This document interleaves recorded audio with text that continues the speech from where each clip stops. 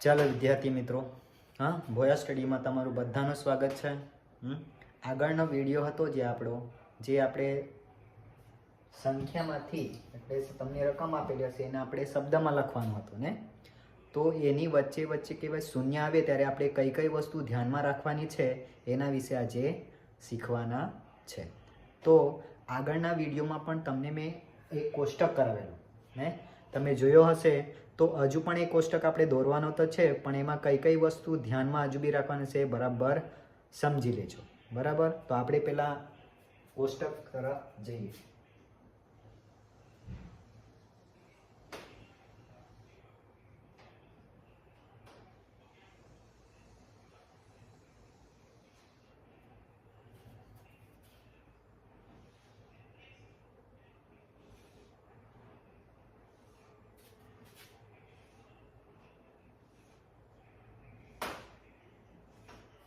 ચાલો, હવે આપણે શરૂઆત ક્યાંથી કરવાની? જમણી તરફથી. કઈથી?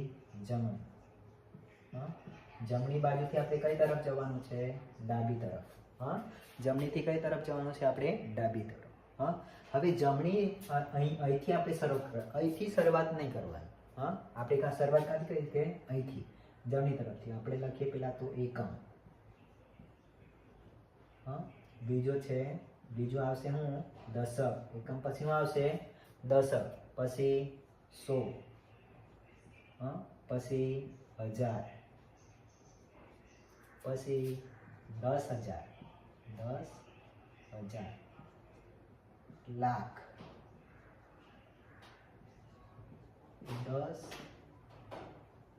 10 લાખ અને કરોડ. આ રીતે તમારું કોષ્ટક હતું. કઈ કઈ તરફ? એકમ, દશક, 100, 1000, 10,000, લાખ, 10 લાખ અને કરોડ. બરાબર. હવે એકમનો હોય ને તો અહીંયા કઈ સંખ્યા હશે તમારી? 1. હા, પછી દશક હશે તો અહીંયા કઈ સંખ્યા? 2. 2 સંખ્યા હશે એટલે દશકનું સ્થાન. 3 હશે એટલે 100નું. 4 હશે એટલે 1000. એવી રીતે આગળ જતું રહેશે. 5, 6, 7 અને 8. જ્યારે તમને MCQમાં આપી દે, હા, તો તમને 6 આંકડાની આપેલી હશે સંખ્યા, તમને 6 આંકડા ગણી લે, 1 2 3 4 5 6, તો તમારે તરત જ ખબર પડી કે કઈ છે? લાખ સુધીની સંખ્યા છે. 7 હશે તો 10 લાખ સુધીની હશે, 3 હશે તો 100 સુધીની હશે, 4 હશે તો ક્યાં સુધી? 1000 સુધી. એના પરથી તરત જ આપણે જાણી શકીએ. હવે બીજી વસ્તુ શું છે? તમે જ્યારે લેવો ત્યારે એકમ અને દશક હંમેશા લેવાનું? સાથે લેવાનું. લેવાનું? સાથે. બરાબર. હા, આ બે ભાઈ જેવા છે. હા, બંને સાથે જ રહે. બરાબર. તો આ બંને લેવાનું? તમારે સાથે લેવાનું. હવે જ્યારે તમારે આ સંખ્યા અહીંયા 10,000 સુધીની આવી જશે, 10,000ના ખાનામાં પણ સંખ્યા હશે, ત્યારે પણ તમારે લેવાનું? આ અને આ બંને સાથે લેવાનું. લેવાનું? સાથે. એવી રીતે 10 લાખ પર હશે તો પણ આ લેવાનું? તમારે સાથે. સર, અમને આ કોષ્ટકમાં સમજ નહીં પડે તો આપણે ઉદાહરણ તરીકે અમને સમજાવે, તો ચાલો આપણે ઉદાહરણ તરીકે પણ સમજાવી લઈએ. બરાબર. હવે તમે વિચારો, અહીંયા મેં સંખ્યા આપી દે, અહીંયા મેં નીચે લખ્યું છે. બરાબર. હવે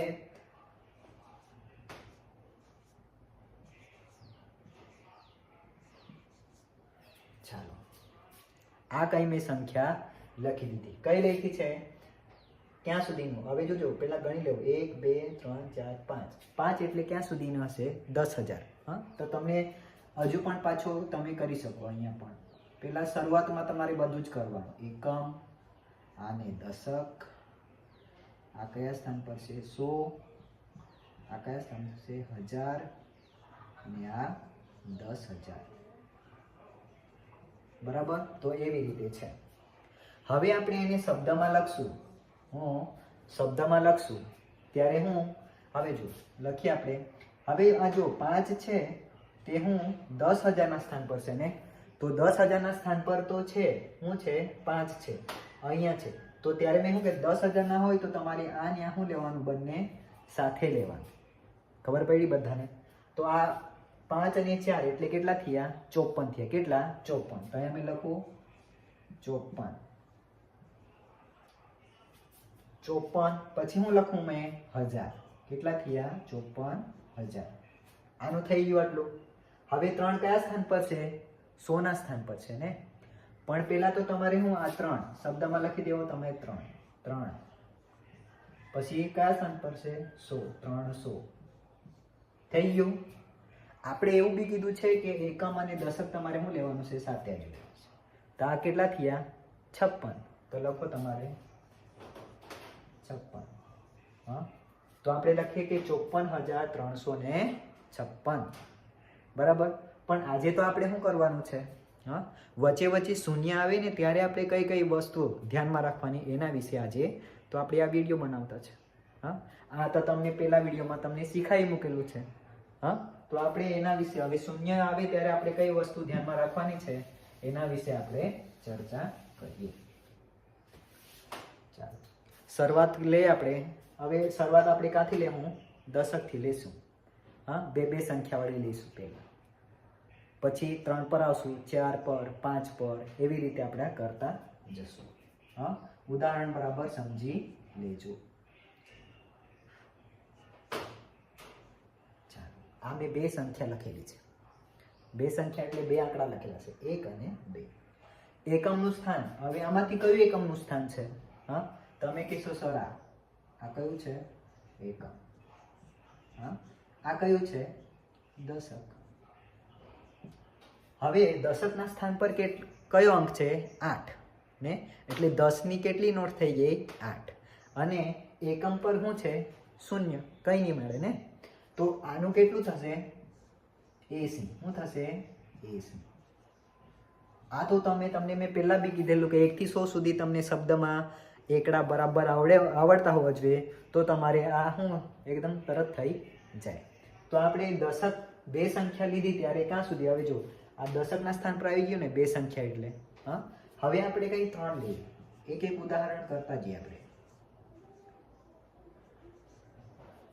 ચાલો પહેલા આપણે કરીએ છૂટું પાડીએ આને શું છે એકમ હા અહીંયા શું છે દશક ને અહીંયા શું છે 100 તમને લખતા આવડતું જ છે બરાબર ક્યાંથી લેવાનું આ કયો આંકડો છે 3 લખી દેવો 3 કયા સ્થાન પર છે 100 ના તો 300 થઈ ગયું હવે દશકના સ્થાન પર શું છે કઈ નહીં મળે શૂન્ય છે હા 10 ની નોટ એક પણ નહીં મળે ને એકમ પર કેટલા છે 8 હા ને આપણે શું લેતા છે આ ને આ બંને સાથે લેવાના છે ને આપણે અહીંયા આ પ્રમાણે જતા છે તો આ કેટલા થઈ ગયા 0 લખે 0 પછી 8 લખે આનાથી આ બાજુ હશે કેટલા બી 0 હશે તો શું થવાનું તમારો 8 જ થવાનું હા પણ આ 0 તમે એની હું અગાડી લગાડી દઉં હા એટલે આ આગળ તો એનું શું થઈ જશે મૂલ્ય વધતું જશે ખબર પડી બધાને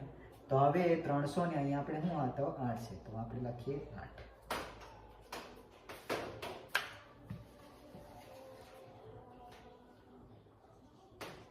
હવે ત્રીજું આપણે શું 4 સંખ્યા વળી લઈએ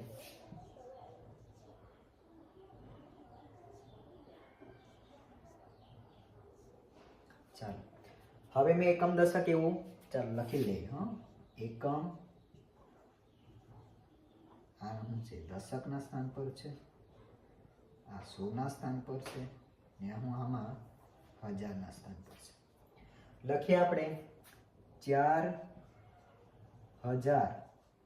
હા હવે જો 100 ના સ્થાન પર જોજો હા 100 ના સ્થાન પર કઈ નહીં મળે ને પાછું આપણે એકમ ને દશક તો સાથે લેવાના એટલે કેટલા છે ખાલી 7 તો 4000 ને કેટલા થશે તમારા 7 બરાબર હવે એવું તમે નહીં લખતા કે 4000 0 હા 0 એટલે તો તે 0 જ થવાનો ને હા તો એવી રીતે હા પછી આ 7 એવી રીતે નહીં જેની હશે ને વચ્ચેનું નહીં હશે તો તેની એટલે એને સ્કીપ કરી દેવાનું જતું રહેવાનું હા તો 4000 ને કેટલા થઈ ગયા તમારા 7 હવે ચોથી આપણે સંખ્યા 5 ની લઈએ જરા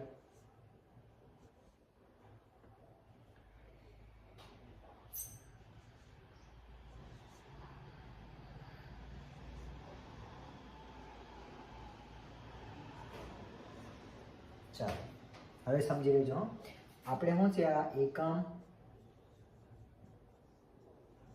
અહીંયા શું છે દશક, અહીંયા શું છે 100, અહીંયા શું છે 1000 અને અહીંયા શું છે 10,000. ચાલો અહીંયા ક્યાં સુધી આવ્યું આપણે 10,000 સુધી આવ્યા ને, એકમ, દશક, 100, 1000 અને 10,000. 10,000 વાળો આવે એટલે બંને તમારે શું 1000 અને 10,000 નું શું લેવાનું, સાથે લેવાનું. બરાબર, તો આપણે આ સાથે લઈએ એટલે કેટલા થયા 50. તો 50,000. હા, હવે એવું નહીં લખતા 50 10,000 એવું નહીં, 50 આવું આપણે સાથે લીધું એટલે પછી આ સ્થાન લેવાનું તમારે. હા, 50,000. હવે 100 ના સ્થાન પર શું છે 8 ને, તો અહીંયા પહેલા તો 8 લખીએ આપણે, 800. પછી હું એકમ ને દશક આપણે પાછું શું લેવાનું સાથે, એટલે કેટલા થયા 30. મેં માનું કે હવે તો તમને સમજણ પડી ગઈ હશે. બરાબર, છતાં પણ આપણે બીજું આપણે પાંચમું પણ કરી દઈએ, જરાક મોટું કરીએ. હા, ક્યાં સુધી 8, અહીંયા સુધી લઈએ આપણે, 8 સંખ્યા સુધી લઈએ.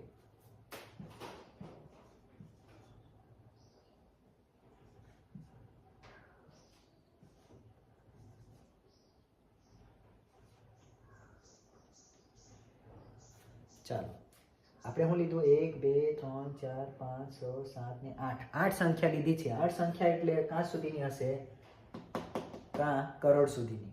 ક્યાં સુધીની, કરોડ સુધી. તો આપણે પહેલા તો લખી દઈએ એકમ વાળું, તો એકમ, અહીંયા લખશું આપણે દશક, અહીંયા 100, અહીંયા 1000, અહીંયા 10,000,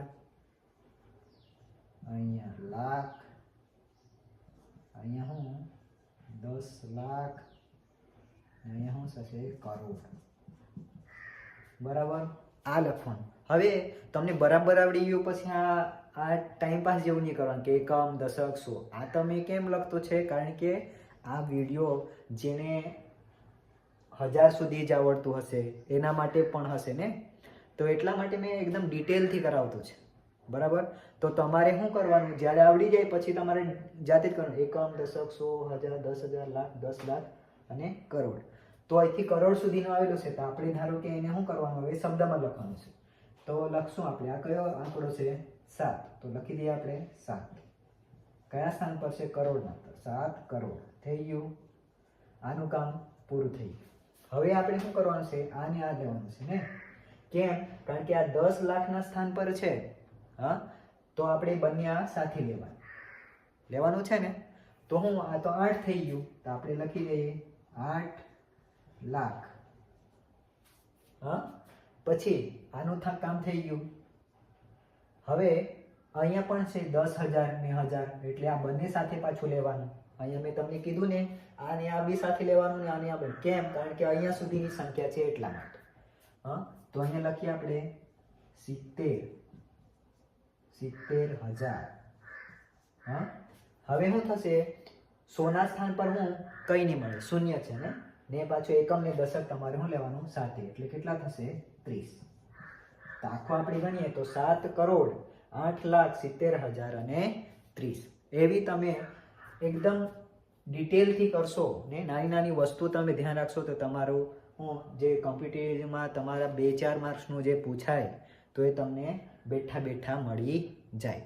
બરાબર, આ તો આપણે સંખ્યામાંથી શબ્દમાં લખતા છે ને, પણ વસ્તુ તમને ક્યારે, શૂન્યવાળી વસ્તુ ક્યારે તમને એકદમ મુશ્કેલીમાં મૂકી દે, જ્યારે તમને શબ્દમાં આપેલું હશે ને શબ્દ પરથી હેમાં લખવાનું હશે, અંકમાં લખવાનું હશે.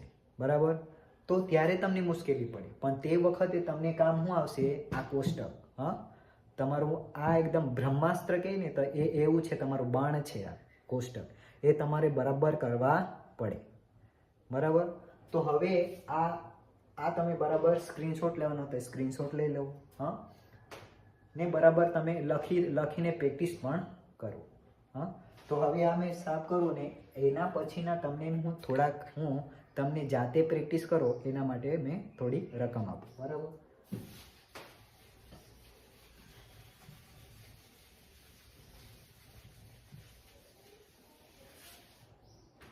ચાલો મેં આપું એક પહેલી.